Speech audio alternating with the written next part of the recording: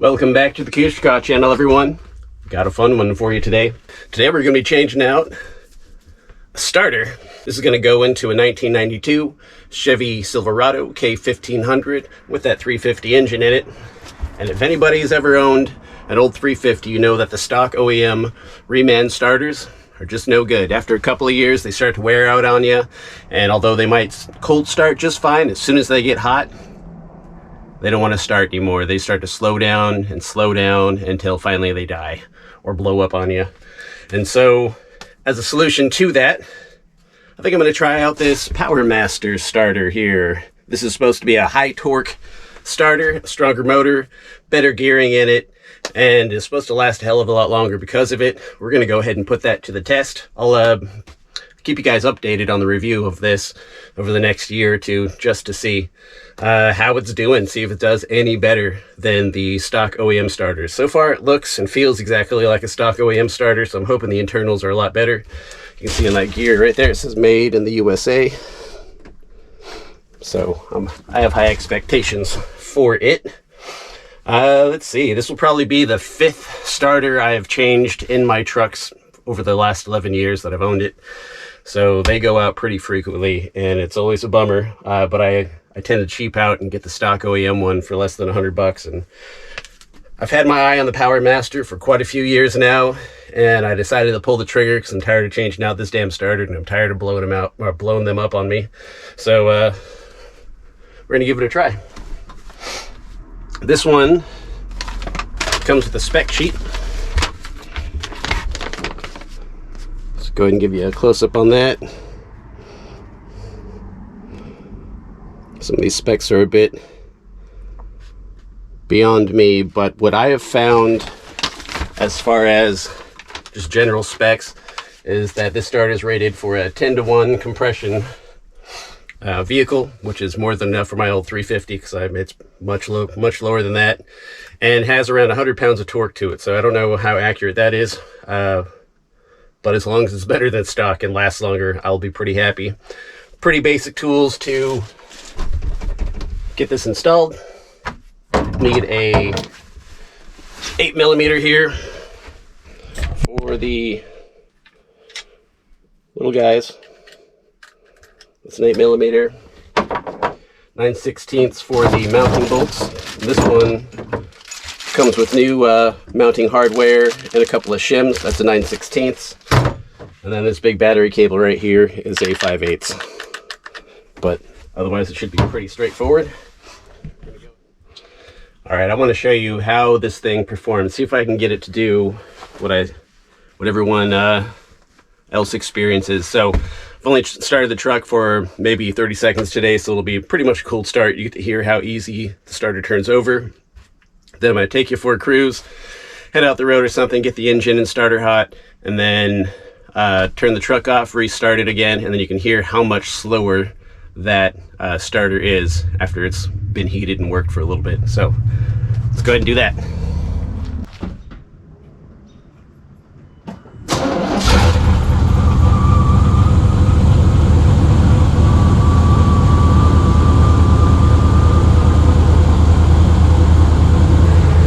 As you see, it started up pretty easy. The engine's nice and cold and the starter's nice and cold.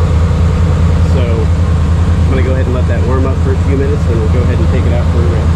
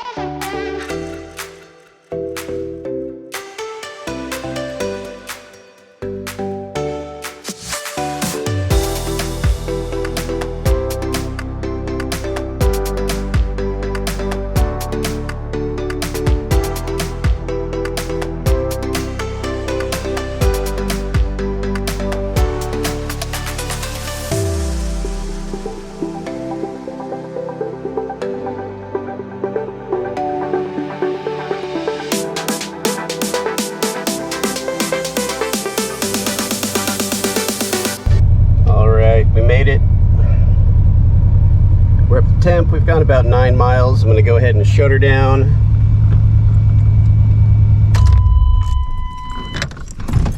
Set you up, start it back up, and see if it starts a little slower than it did before. I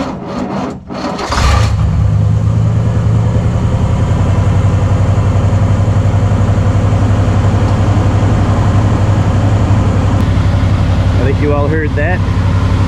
Starter sounds real freaking tired. Okay, we're gonna go home, let it cool down a little bit. I'm gonna swap this starter out, and then we'll do this test all over again.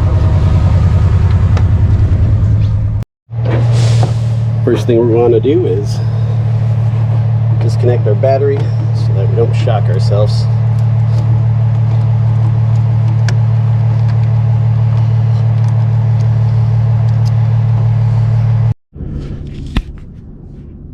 Okay, we're under the truck here. Got 2 9/16 bolts. I think you can see it. And then we have our power and our solenoids right there. I'm not sure how much you'll be able to see from down here, but it's pretty straightforward. There's just not a whole lot of room to move around.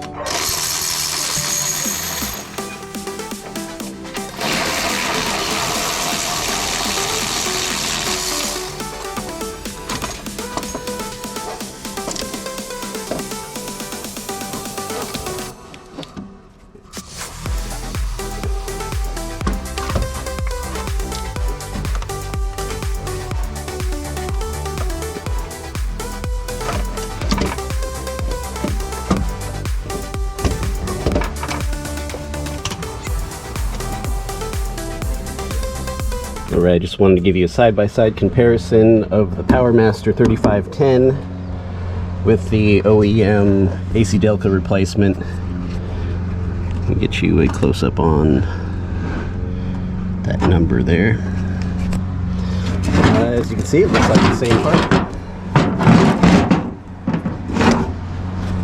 It's got the same nose.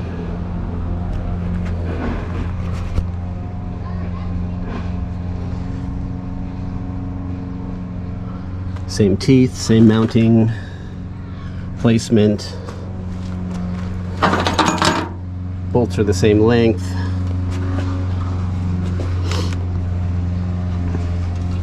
And the solenoids are also the same.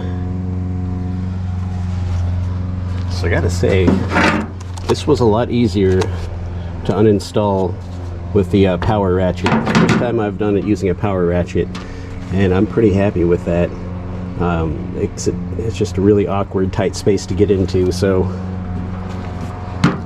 that helped out a lot. I'll be using that from now on. Another thing you're going to want to remember is to use some brake clean on the engine and clean up those mating surfaces. That's where the starter grounds to, so we just want to make sure that that's all nice and cleaned up. As you can see, I pulled off a lot of grease from that area, but I think we're good to go. This looks like the right part. Everything looks the same. So hopefully it lasts longer. This AC Delco's been doing pretty good the past few years. It lasts about as long as any other OEM reman. So good, you know, in a bind, especially if you know you don't want to spend more than $100. I think I bought this thing for $60 back in the day, 3 years ago. I'm pretty sure they don't go for too much more or less than that. It doesn't look like I had any shims or anything, so we'll see if I need to shim this one up. Looks like the motor still feels pretty tight. It's just old and tired now, so I'm going to go ahead and trash that one, install this guy, and we will see how it does. I'll just give you another close up there.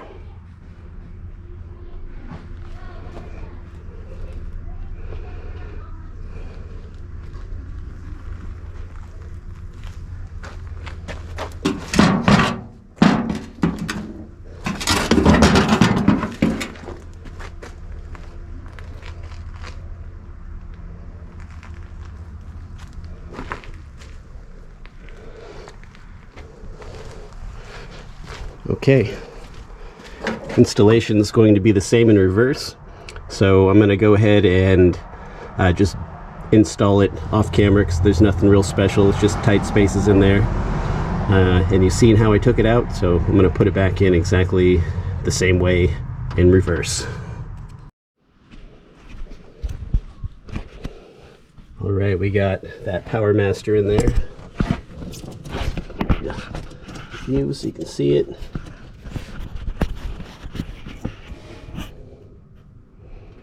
See that nice pretty gold in there. Let's go ahead and do a startup test and see if it works.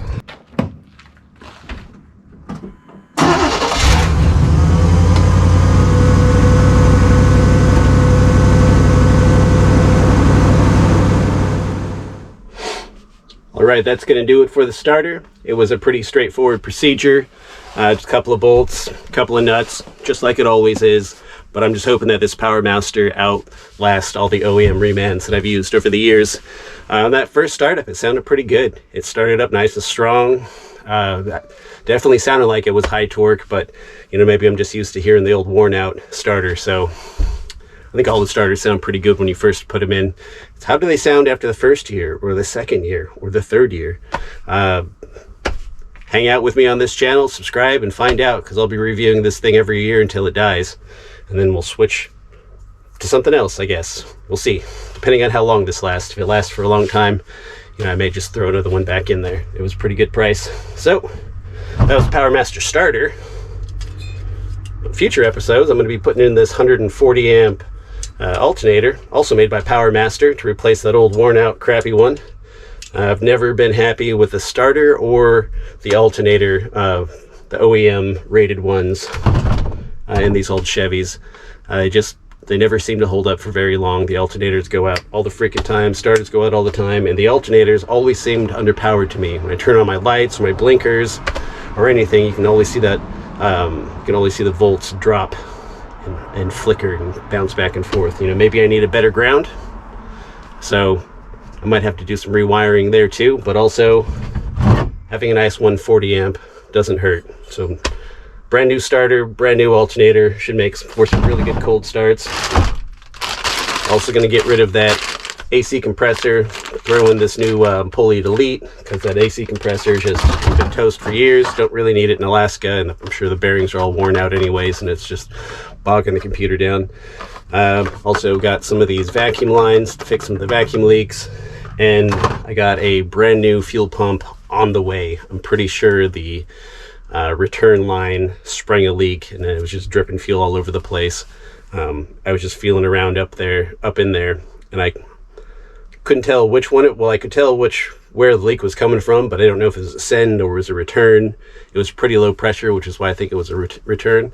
But anyways, I just threw some Gorilla Glue adhesive caulking up in there and just plastered it everywhere. I'm sure it made a big old mess, but it seems to be holding today, so always something to do around here. So when I replace that fuel pump, the bed's going to come off. I'm going to do some restoration of the frame, change out some of the shock mounts, do all kinds of things back there, and the truck should be in pretty good shape after that. But I think that's going to wrap it up for this video today.